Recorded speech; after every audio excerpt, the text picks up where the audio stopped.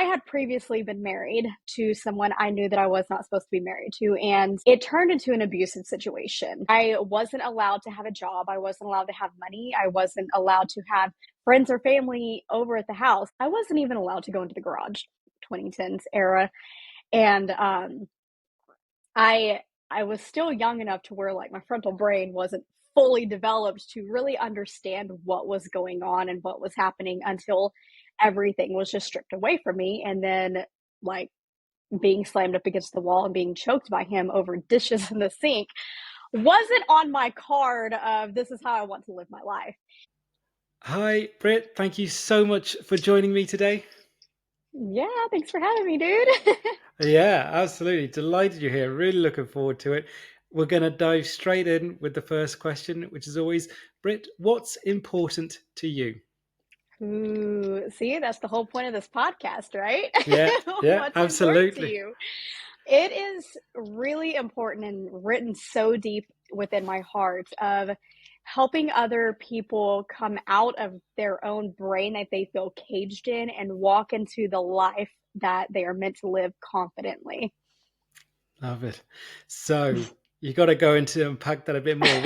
Where did that come from? Why is that so important to Oh yourself? man, Yeah. we're just going for it, aren't we? Here we Yep. go. So, obviously, I feel like the reason people do certain things in life is because of the history that they have lived.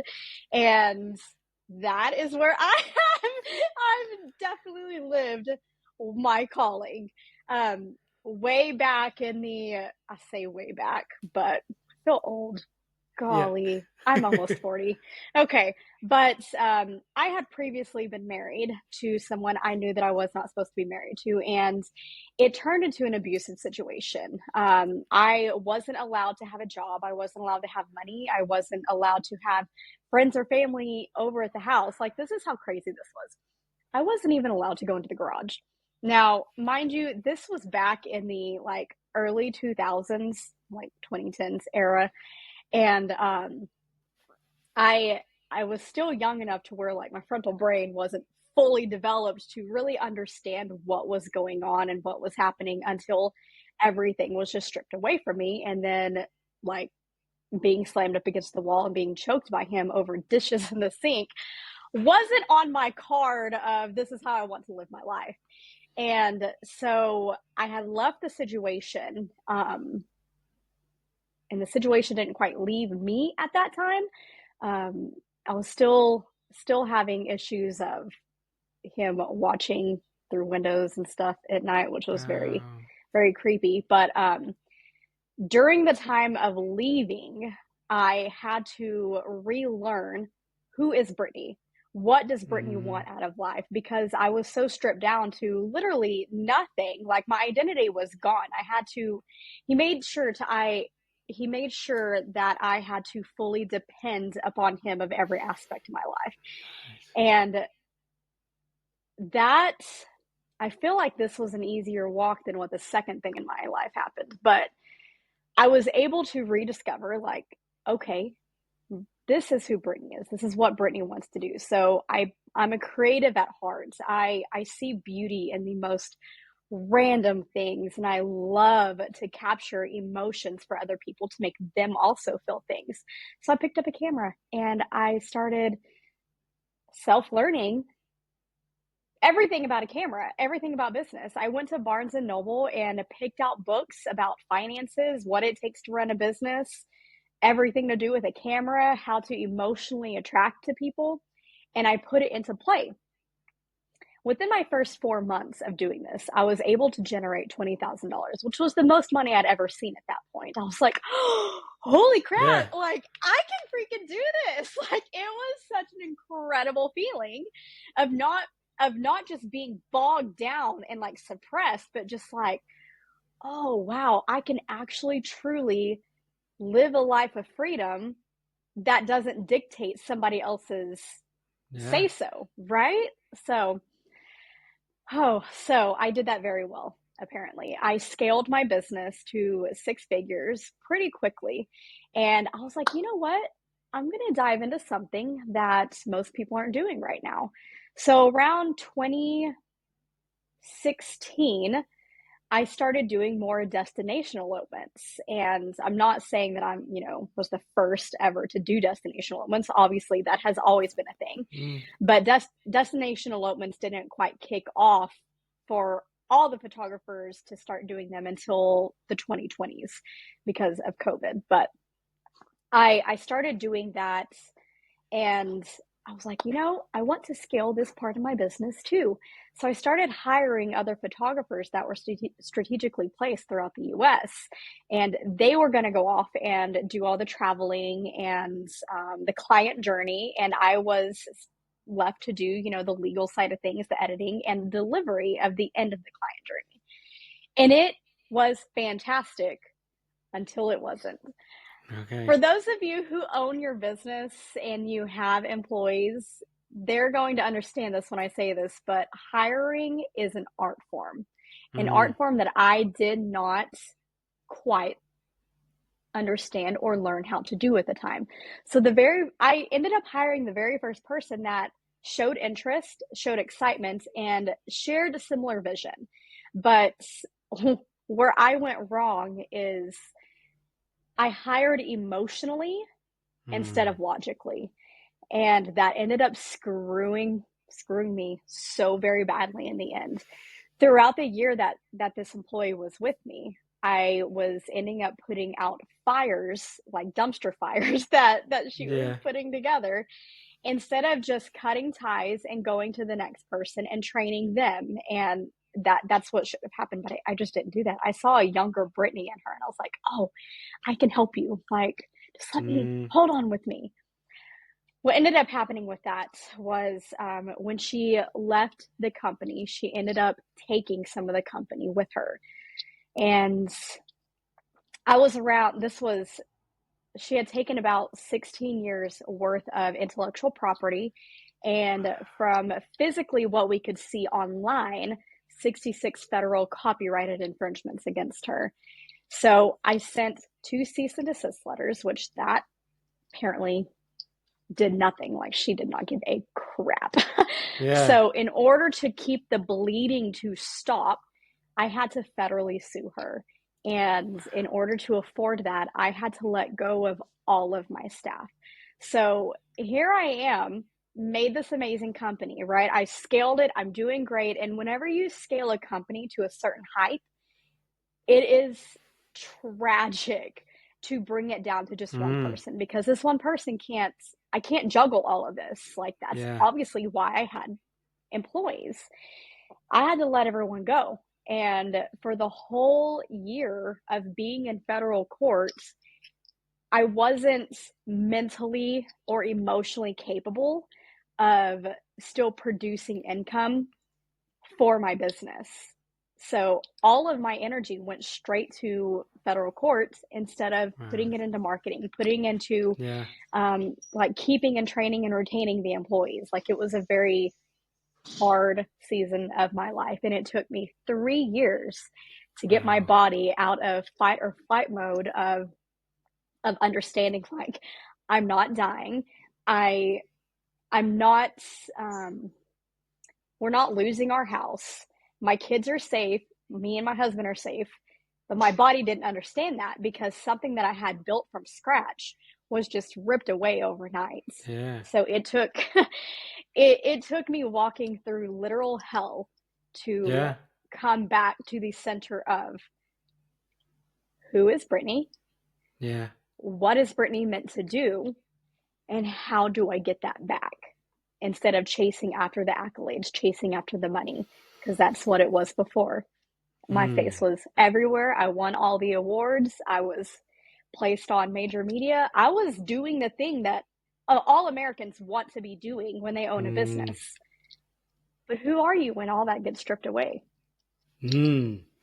That's, and thank you for sharing both of those stories, because I mean, the first one is just obviously just horrific to hear, and obviously I'm sorry you went through that, but I do appreciate you sharing it.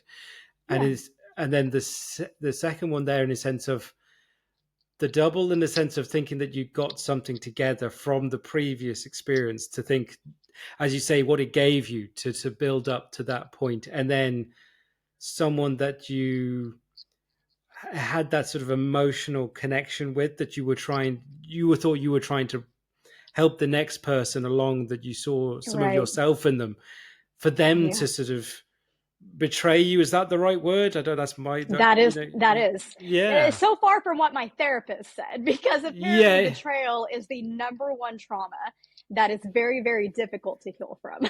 yeah, sure. Yeah, absolutely. So, so when you go, you said it there yourself, when you go, when it is taken all away, because it is that sort of, not to put the point of the cliche of the American dream, in a sense of, like, to Hmm. build yourself Yeah. up to, from nothing to have it all. When it was when you did sort of effectively come back down to just yourself again, you said, well, how again do I find myself? What do you think when you were in that second moment of, what, what did you find when you look back, when you found yourself again? Ooh, that's a beautiful question. Oh, man. So going back to the beginning, where I was this strong, unstoppable person, after I had left the ex, I had built up this digital media business. I had the stamina of, like, you know what? Like, I'm young, I could do anything, and if I go to work for someone, I'm literally putting those hours into making their dream come true. Why can't I just do that for myself right now? So that's exactly what I did. I built my city's very first digital media business, and I had TVs up everywhere in the mall, in other businesses. They're running ads, they're running their, what is it called? Their menu boards and stuff like that. And I woke up every day hating life. Like, I was Wow. chasing after the money aspect of things instead of, what is Brittany meant to do? What does Brittany want to do? Well, of course, Brittany wants money, but not chasing after the money is not it's Yeah. not the right thing to do. So I sold it. And then I went into the photography side of things. And whenever I dove straight into that, I I still hadn't experienced life in the fact of things that can be taken away, and Mm, experienced life yet into, oh, well, someone tells me no, okay, who cares? Like, just go on to the next thing. Like, there was literally nothing stopping my mentality at that point, because I haven't lived enough to experience it. Well, here we are now. I yeah. lived through something that was very traumatic. I had it taken away. And that told parts of my brain, Brittany, you weren't a good enough boss like you thought that you were. You weren't a good enough business owner like you thought that you were. People don't care. Like, they don't care what Mm, you have to say. So all of this stuff started seeping in my brain. Now I know that they were lies, but back then they felt so real. And that was the hardest thing for me to overcome, was the self-talk of what produced the federal lawsuit. mm, So that was yeah. that was the biggest thing for me to learn was, okay, this thing happened. How do I get out of this trauma brain, this fight or flight mode, when, to me, the lawsuit proved you weren't that good. Nobody cared. Mm, You weren't a yeah. good boss. So Yeah. Yeah. So no, absolutely, because it's so.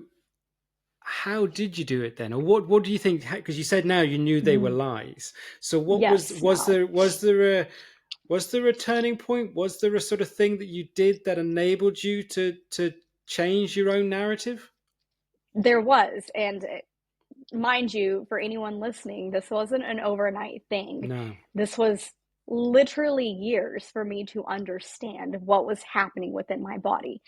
So, of course, naturally, I went to a therapist, and we're deep diving into, like, childhood traumas and things that are coming up, and whatever things that you go to for a therapist, right? To find healing, to find clarity, and all the things. But what I wasn't quite understanding was that my body was physically shut down enough to the point that I was just in survival mode and not in just living mode. Mm, Well, how the crap do I get out of that? Like, mm, I don't understand. So I dove into all the podcasts. I dove into all of the, like, what is it called? Where you put up post-it notes of like, you can do it today. Positive, the Like, sort of positive yeah, yes, affirmations yeah, everywhere. Yeah, yes, yeah, yes. yeah, Thank yeah, you. Positive affirmations. So here I am putting all the positive affirmations up, listening to all the podcasts, reading all of the self-help books. yeah. I even hired a business coach, and even the business coach was just like, it's just your mindset, Brittany. It's just your mindset. I'm like, I don't understand. Like, I don't have the capacity to even get out of bed to answer this email. How is this my mindset? I don't understand Yeah. this. Why aren't things changing? Then, once I started understanding, oh, my brain physically shut off parts of itself to preserve its own energy in order to just breathe. Mm. That's a thing. Like that Yeah. actually happens. So I started learning more about what the nervous system is, what fight or flight is, what the amygdala is doing versus my frontal lobe. And it was that was my turning point of actually understanding what my body was trying to do. Like, I'm literally fighting for my life, running from a T-Rex, versus Mm. just like, oh my gosh, like my phone just went off for an email. Like, I'm not dying. It's okay. I don't Yeah. need to feel these things. So I started resetting my nervous system. And listen, that I said earlier, this didn't take, it wasn't an overnight thing for me to understand this. But the second that I started understanding my nervous system and why it was doing what it was doing and how to get out of it, it was just like, boom. Oh my gosh, I can freaking breathe. I can breathe like Mm. a normal person now. What is that? Is that mental clarity? Like, I'm able to actually think through a process without shutting down and breaking emotionally down and just crying. It was the craziest thing. And yeah, it's all because my nervous system is now steady and where it needs to be. I love that. I love the fact that it's.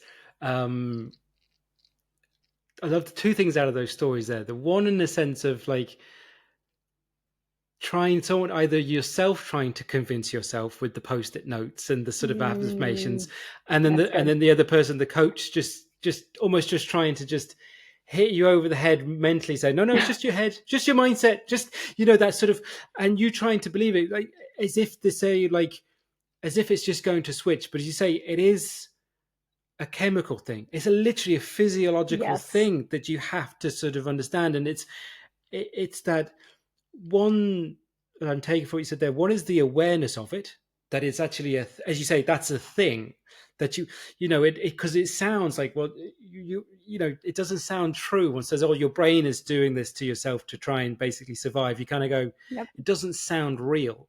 But as one, the acceptance that it's something that's true, and then it's also then, from what I'm hearing, is that the fact that you had some sort of control. Would that be right? That you actually had more input to how you could change it than you actually thought, but how you did it is different than someone just saying be positive.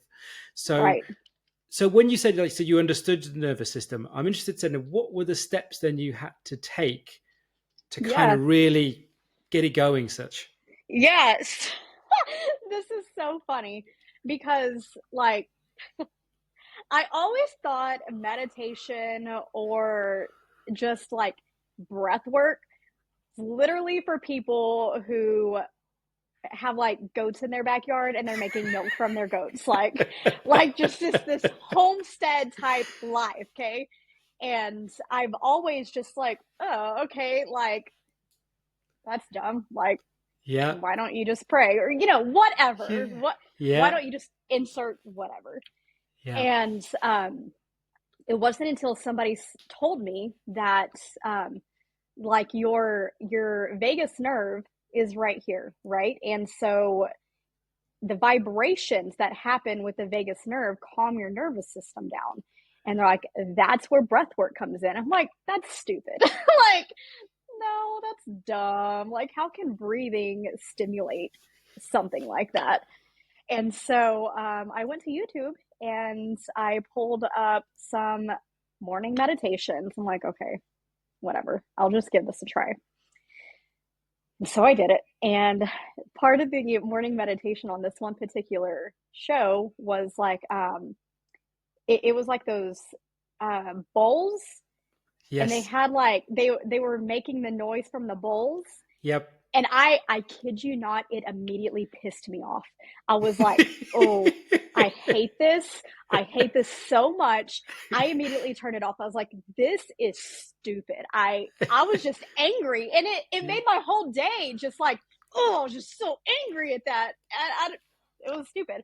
But again, I was told, well, certain frequencies are stimulating you, and that's what's bringing it out, and you really need to learn, you need to focus on like, okay, why is this making me so angry the way that it did, Yeah. to where I wanted to throw my phone at the wall. And like, it literally, it ruined my whole day. I'm not even lying, like it just pissed me Yeah. off severely. And figure out why it was doing that. And so I was like, I'll give it one more shot, but I'm not listening to that one again. I'm going to listen to somebody else's. And so I listened to someone else's, and instead of having the bowls, they had breath work and feeling the weight of your body just sinking into a couch or the bed or whatever. And that, I was like, oh, okay, like what just happened? Like, after the meditation, I was like, this makes me feel good. Like, I can be happy. Like, that's an actual thing. Like, I can be happy without an agenda. And that was cool for me. And so that's when I started learning the breath work and learning more about the nervous system. So that's why I deep dove the way that I did. Hi, James here. If you've been watching and thinking, I would like to make a change, but not sure where to start, that's where I can help. My 12-week coaching program will enable you to reconnect with what matters most and move forward with clarity and confidence. If that sounds like you, head over to jamesdeancoach.com. Now let's get back to the episode. Love it. That's so good. I mean, there's so much of that. One of the things that you just said there, though, that I think is you. I don't know how if you realize how powerful it is, but you said I could be happy without an agenda. Now Yep. that is some line, because it isn't. It is because it's like the assumption that we need something constant, that we need Yep. something to be working towards, working on. And again, it's not to, as you said earlier, it's not to say that you don't want to make money or you don't want to have a good life and have those things in your life or whatever it is, or experiences, whatever they may be. But it's the way in how you do it, isn't it? And Is the fact that you say, though, 100%. but the fact that you could do it, be happy without any of those in the immediacy. I love Yep. that. It's amazing. And I have to laugh as well, though. I have to bring it before I go on to my next question when you said about the bowls. Because I actually I spoke to a lady, I think it was last year, who she does that sort of that's her thing. She does the meditation with a lovely German lady, the singing bowls is what she called them, and that and it's what I love about what you said as well, though, is about the meditation. One is the cynicism that was in obviously your voice and initially about it, and that sort of the people just surrounded by animals in a sense of like a Disney movie or something, all they're doing it, and that sort of resistance to it. But then the sort of when you find the one that kind of linked to you and kind of you kind of go, actually almost having to give in that it kind of worked, Yeah. and then go with it. So what I hope people either watching or listening will take is it's not that you have to do. There'll be one that you can find, is my point. It doesn't have Right. to, there's something, if it's going to help you, which is what the ultimate goal was, to help you with your nervous system, it's got to Yep. be a benefit. Yep. Absolutely. And I've had an agenda for happiness for a long time. And so once it was Yeah. just like taken away, I was Yeah. like, this is what it feels like to be a normal person. Wow. So when you got that, so that you got to that point there, when you're working through all these with the breath work or the therapist, and you get to this point, what was then the sort of your, if to use that word that the other person said, the mindset, what was your then thinking to then take yourself to the next place? How did you approach the next step? What do you mean? So going on, if you're going back into business, are you going back into, Oh, where did you take yourself next? Because you've got this, you found this place now where you kind of think, right. actually, I've got control of my nervous system. How do you take the next step from there? Because a lot of people might just still be nervous to take or get back Mm, in. Do you know what I mean? To get back in or get back on the mm-hmm. horse, whatever analogy it is. Yeah, yeah. I mean, my horse was very tall and it was painful when I fell Yeah. off. Yeah. But I was not going to get back on that same horse. That Sure. horse was too scary for me. It was Gone. a wild stallion. Yeah. But what I ended up learning was to trust my own intuition and Mm. to not, again, the American mindset, the American dream, the hustle culture Mm. is so deadly to me. And I feel like it's deadly to a lot of people because if you keep pushing and hustling and just trying to make something come to life that isn't aligned with you, you're going to go through exactly what I went through. Your body's going to Yeah. shut down. Your mind is going to shut down. You're going to push people away because you're too snippy, like you're just not happy. Again, Yeah. happy without an agenda. You're not happy. And so, like, as much as I love photography and my destination work and creating things from nothing for other people to feel emotion from, I will still do it. But this this part of my life is meant for and dedicated for those women who are just like me, Mm. who know that they are meant for something bigger in life, but they don't know how to quite get there. They have the brain fog. They don't have the clarity. They have that part of themselves where they're just like, who cares what I had to Mm. say? Who cares what I had to do? And I know that I have it within myself to build that confidence in the other person, to help really scale their business into the happiness and freedom that they're wanting to be, and also the financial freedom. And what one of the biggest takeaways that was hard for me to understand during this, because to me, when I was living in the trauma, that's all it was just trauma. Like, oh, I can't believe that this happened to me. Like, oh, this hurts. Like, oh, pain, pain, pain, pain, pain. But once I got to the other side and able to like visually look at this thing, this trauma, if this did not happen to me, I would have never got the realization of, Brittany, like, Mm. your job and your purpose in life is to help other women, to help other people. And if that trauma would not have happened to me and got ripped away from me the way that it did, I would still be focusing on building photography businesses Yeah. and not focusing on helping others achieve their goals and their dream and get them out of their fight or flight in order to live the happiest life that they want to live for themselves and their family. Love it. Love it. Yeah. I mean, it's a huge lesson in the sense that she even, it takes a huge amount of work and takes a huge amount of Yeah, effort to get to that point with the trauma and the negative thing that happens in your life. But when you can use it to turn it into a positive, hugely powerful, isn't it? it is. Yeah, it's not about the accolades anymore. It's not about the awards. The Yes. most fulfilling thing to me is literally watching somebody else just get clarity and like, oh my Yeah. gosh. And now they can just be a better mom. They can breathe better. They can literally do anything that they want. Yeah. Yeah. And I'd love to when I talk to anyone, especially when they're in this sort of space, and you obviously the people that you want to work with are women. Tell me, I love to know about the people that they work with, the type of client or person as such that they want to work with. Tell me a little bit about the type of woman or whatever that you help or enable to fulfill their dreams.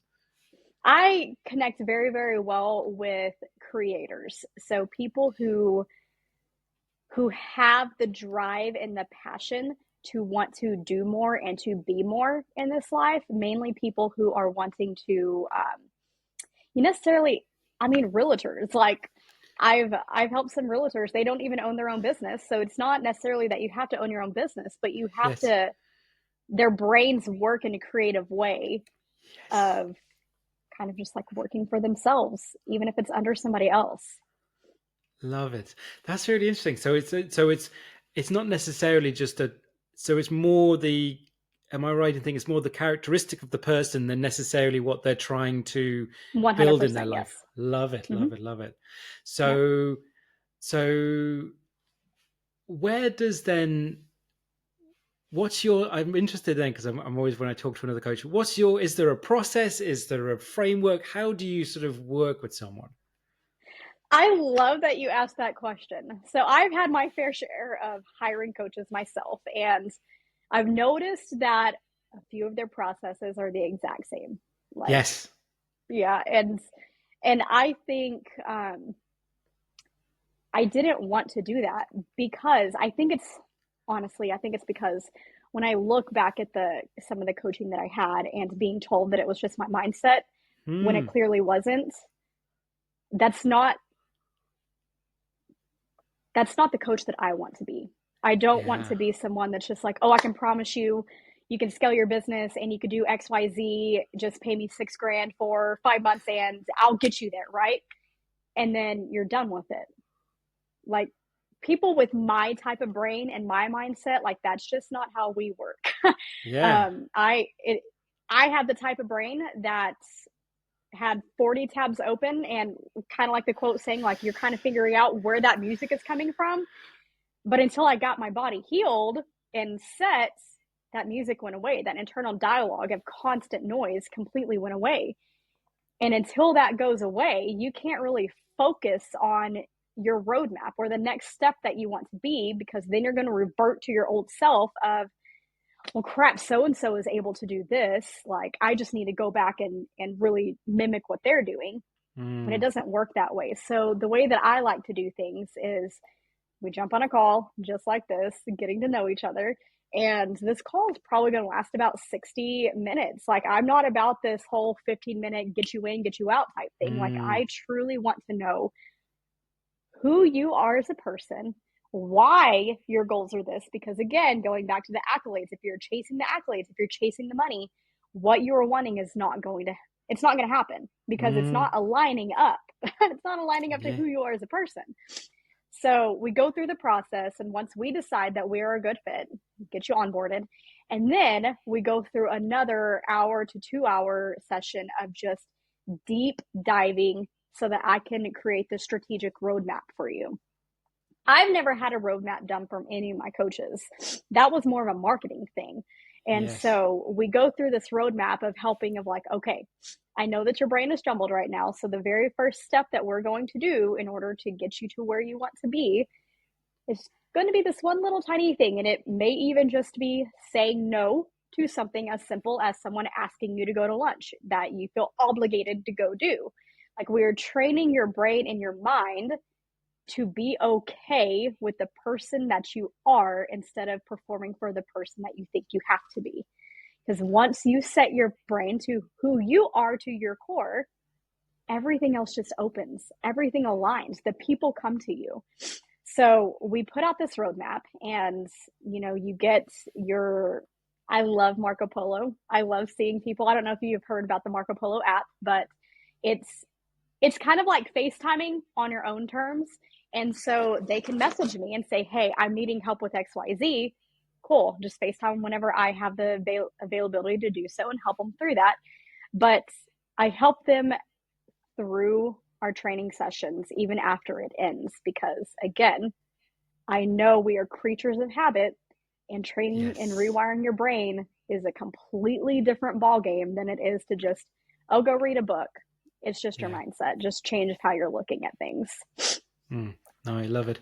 I love the fact that the way you approach it, even that initial conversation with a person, it's a conversation. As you say, Right. it's not a sort of let's just get through this quick as possible. Do you want to sign up?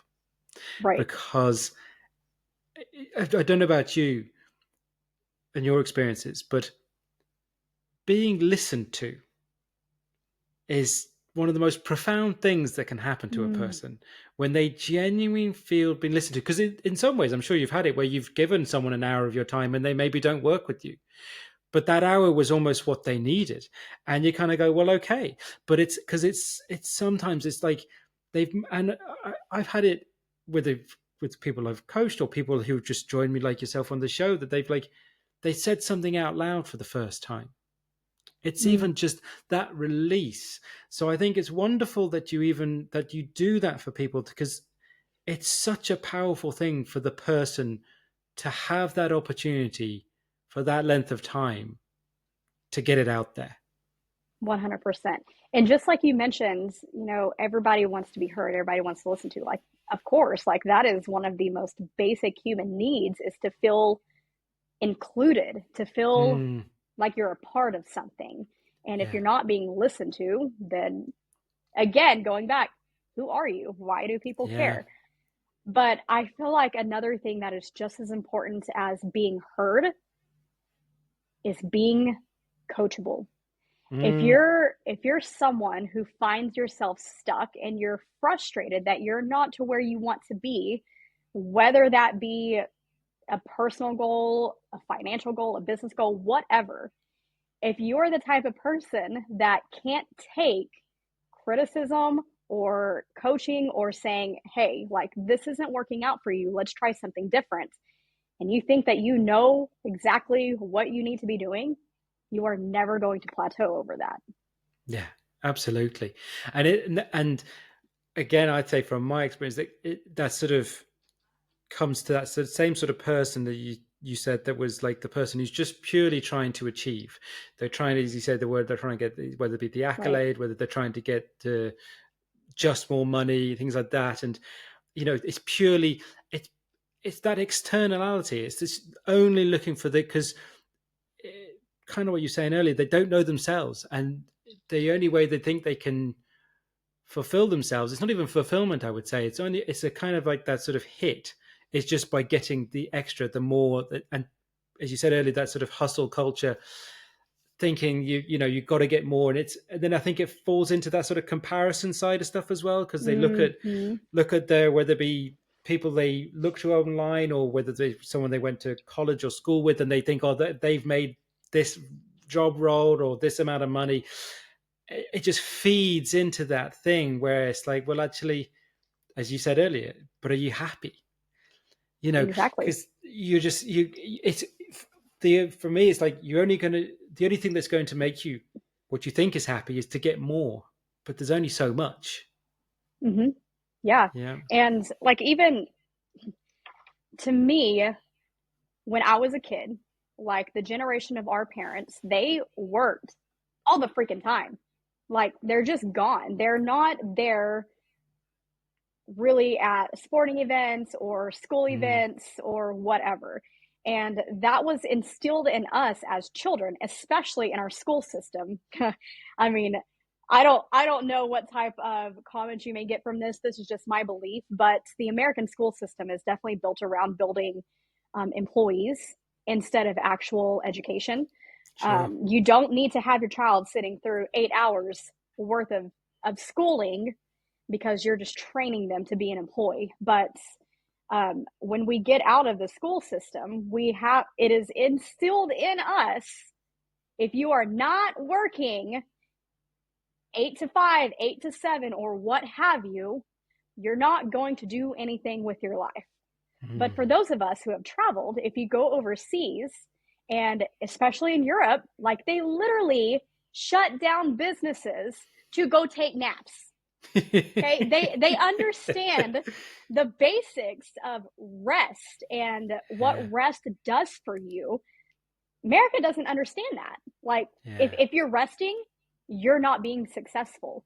If you're not up at 5 a.m. doing XYZ, you're never going to live the life that you want to live.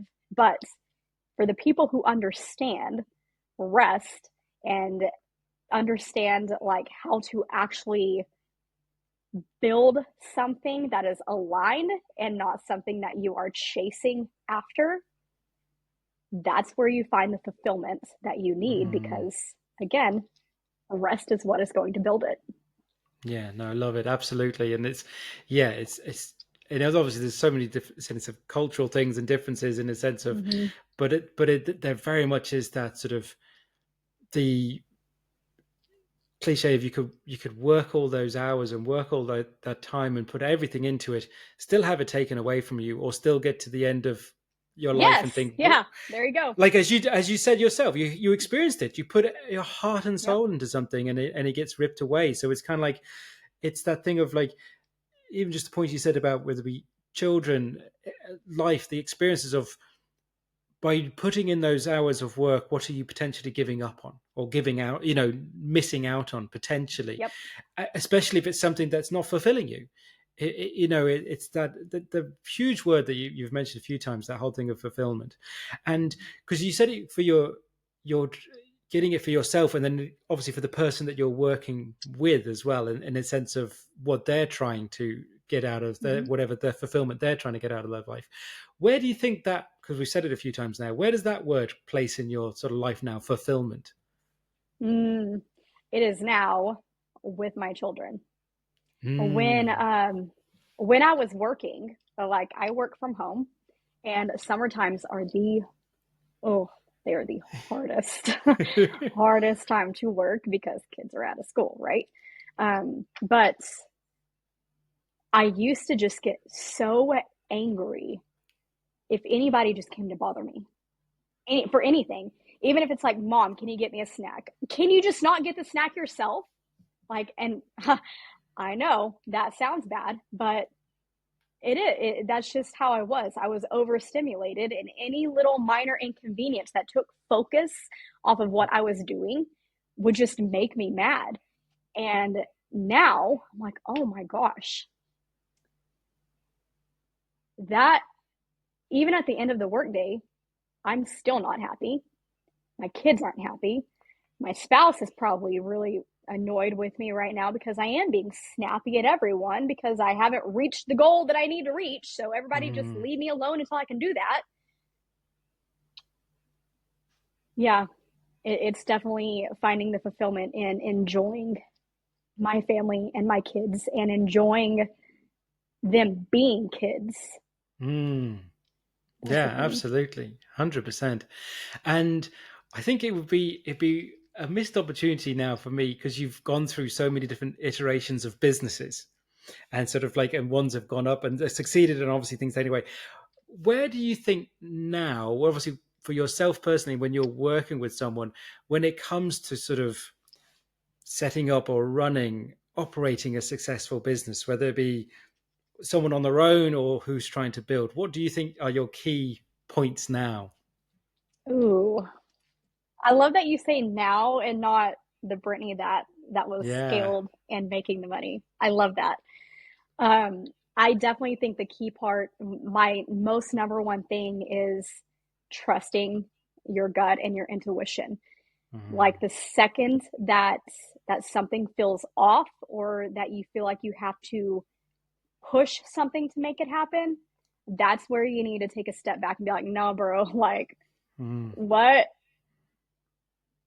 what other thing do I need to explore that I'm not giving my time and attention to that is going to align with me versus this thing that if I take this path that I'm already not feeling good about, is going to Mm. lead down to a road of more destruction. So I feel like that is the number one thing, is trusting your own intuition. Like you are smart enough, you are capable. Just because you may not have gone to school for marketing doesn't mean that you don't know what it takes to put out into the world of what you're wanting to do. People want you. They don't want another carbon copy of everyone else who is doing the same exact thing. People are attracted to you because of your voice and your story and what you want to do with it. So, trusting your intuition is a really, really big key. Love it, love it, love it. I love it. The fact that that is almost the antithesis of what people would say is business. Do you know what I mean? Mm-hmm. Everyone would be like, oh no, you have to Yep. have all these, there would be like numbers and fact sheets, and you got to have, your mission statement done, and go into all that sort of, which can be again helpful and great, and you say that all that information is there to the world. You can find anything on marketing and all that sort of stuff. But yeah, intuition is a great one, because I got to throw something of myself out here now of this, like, because of myself in trying to sort of market myself, or even like I'm cringing even at saying it, like, so, but Say it. say it. I know, you got to own it. But there was the thing of like, and this is where I still kind of, my own with whatever myself coming out in this, but the whole thing of like, the cliche of marketing, I think of marketing, you've got to find someone's pain point to then probe at them to solve the problem and stuff like that. And I was told by a previous business coach, it's like, oh, maybe you need to be more controversial, say things that are going to rile people and all this sort of stuff. And I was just, put something, and I was just like, but I'm not controversial. I just, it's like, it's that thing of alignment again. It's like that. I know that's what the marketing books will say. I know that's what everyone will create a problem so we can sell you the solution. I get it. But that just sounds like, to me, in my head, that sounds like a bit of an arsehole. And it's like, do you know what I mean? So it's like, yep. My intuition was like, I don't want to be that. So if that means that I don't sell, whatever that is, for not doing that, then I'm okay with it.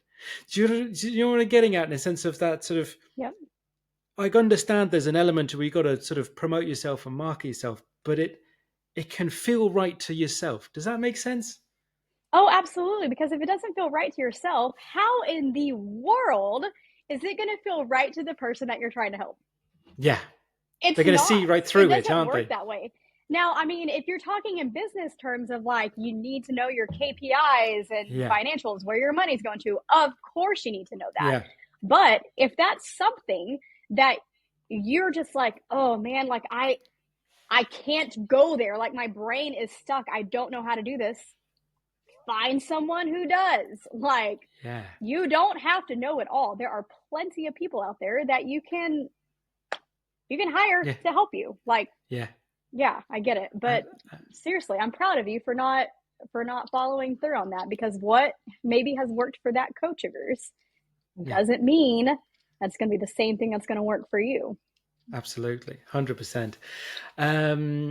I love to ask this question for all my guests, Brittany, which is, I do love a good quote or a phrase. I think that can be quite powerful and used and applicable in the right way. Are there any quotes or phrases that are important to you? What has helped me this season of my life, I have it actually on my desktop computer. It says, this is the chapter where everything goes right. And that was important to me because I was still stuck in the mindset of, woe is me. Things aren't going my way. I just can't make things work the way that I used to. And now it is just putting full belief of, screw that. Like, no, I am the author. I get to write these chapters. Love it. And this is the chapter where everything goes right. Love it. Love it. Love it.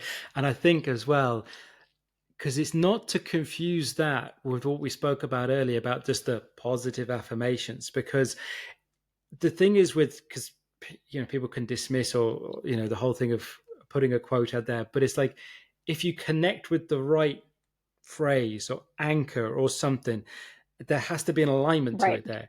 It can really, because you say you could, because even despite all whatever the work you can do and stuff, you still have those days where you're just like, oh God. So it's like, as soon as you see that on your laptop there, you go, no, it can kind of just give you that kick back into the space you need to get into to keep moving forward. So I love the fact, because it's the, versus I'll just put them everywhere. And so because you can look at something and it just says, be happy. And you just want to tell it to just, be happy. Exactly. It just can mean nothing. But what you have there, I think I love it because it's so specific to you and how you've aligned it. So I love that. Thank you for sharing that. It's brilliant. Yeah. Who do you think have been the biggest influences in your life? Oh my gosh. I know. Oh man. Okay. What really kicked me off was Robert Kiyosaki. Way back then, he He wrote this book, Rich Dad, Poor Dad. And if you ever have a chance to read it, it is fantastic. I'm so glad that I read it when I was in my younger 20s. But definitely now I'm really vibing on Jasmine Star. If anybody knows who Jasmine Star is, she is a female entrepreneur herself, and she used to be a photographer.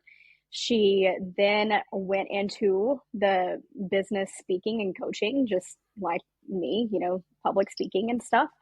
And now she has scaled her business to 7 figures and helping other high achievers reach 7 figures. And I think that that is just absolutely incredible and inspiring, considering all the crap that happens as you are building businesses. And she had the stamina to, no, I'm going to keep doing this, even if I have to rest for these next 5 months or what have you. Love it. Absolutely. It's been an absolute pleasure to chat to you. It really has. So, and I think that's a really important word that you just shared there about that lady there. I hadn't heard of her. I will look her up now afterwards. But I would find even just our short conversation with yourself very inspiring. I think your story, thanks. absolutely. I think the resilience that you've demonstrated in what you're doing, but even more important than not just the resilience in it is the fact that now that you're doing the same for other people, and I can see how much that means to you. I think that's because you did it before. You could have gone stop. You could have gone back into just cry. But I think you could have gone back into sort of how to make money again, because that's what you did it. You could have had that allure and seen that and gone and go back in. I think it's incredibly inspiring that you're going to try and help the people that you're trying to help. I think it really is, and I think more people need to do it. I think it's really powerful. So I do thank you for sharing everything you have with me today. And I'm sorry if I did. It wasn't my intention to make you cry. It really wasn't. But I think you. Yeah, no. I need to tell people when I talk to them that I need to tell them it'd be amiss of me not to. I'll let you gather yourself before I ask you my final question, Brittany. Oh, geez, you're fine. I know. But the final question I want to ask you: what's important for your future? Ooh, that is a great question. I want to show my kids that you literally can do anything in the world that you want to do. Yeah. I didn't go to college. I knew college wasn't for me. There's a lot of things that I said no to that everybody else said that you should do if you want to be successful. Literally anything that you want to do in life, you can be successful at it. I love it. Absolutely love it. As I said, it's been an absolute pleasure to talk to you, and I really appreciate you coming on the show. I want to make sure that people continue to support and follow you, and you can help them as well. So we will put links of where people can find you online in the show notes. But if you want to give a shout out now of where people can connect and follow you online. Sure. So my website is britnicole.com, and it's BritNicole.com. And then my Instagram and TikTok, they're all the same. It's going to be at its.brit.nicole. Lovely. And we'll have all the links are going to be in the notes for everyone who's listening or watching. So make sure you follow Brittany and her journey and see how she'll be able to help you. I know, no doubt there's people listening that will definitely could work with Brittany and get something from working with her. Brittany, once again, thank you so much for chatting to me. Thank you, James. I appreciate it. Thanks for listening to What's Important to You. If you enjoyed this episode, follow or subscribe wherever you get your podcasts. And if it resonated, share it with someone who might need it too. I'd love to hear your thoughts. Leave a comment or ask a question, and let's keep the conversation going. I'm James Dean, and I'll be back soon with another real conversation to help you reconnect with what truly matters. Until then, take care and stay curious.